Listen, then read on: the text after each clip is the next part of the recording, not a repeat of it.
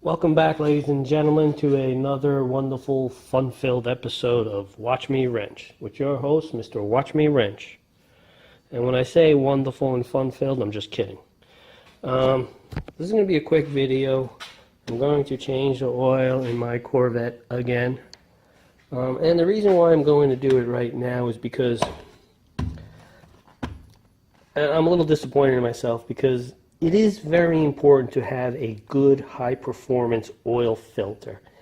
And I'm not knocking them, but for an engine that makes, over 800 horsepower, I don't think a Fram filter is the right filter for the job because of its construction.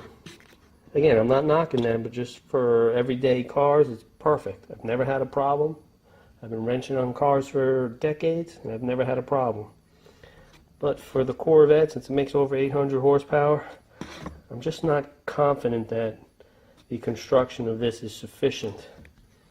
Now you see here, this is basically like some type of paper or cardboard element here, where if you buy a K&N filter like this one here, this HP 1017, which is for my 2012 Corvette Grand Sport LS3 dry sump motor,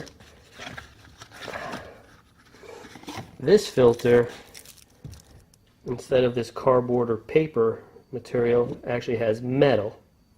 The case is also a lot thicker. It has this nut here, so you could actually put a socket on there or a wrench to loosen and tighten it. I think I paid like 15 bucks from Amazon for this, and I actually called K&N and asked them what is the proper filter. So there were two options, so I went with this one. But there's a couple of really good videos where people cut open the filters, the oil filters, and they show you the differences.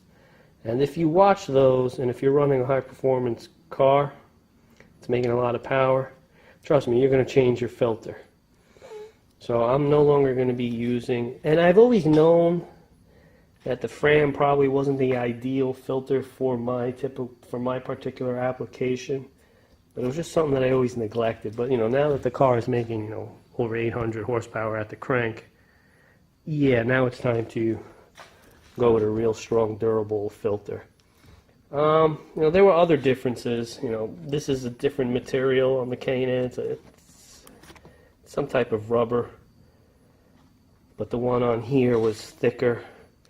It was just a better quality. If you watch some of those videos, you'll understand what I mean.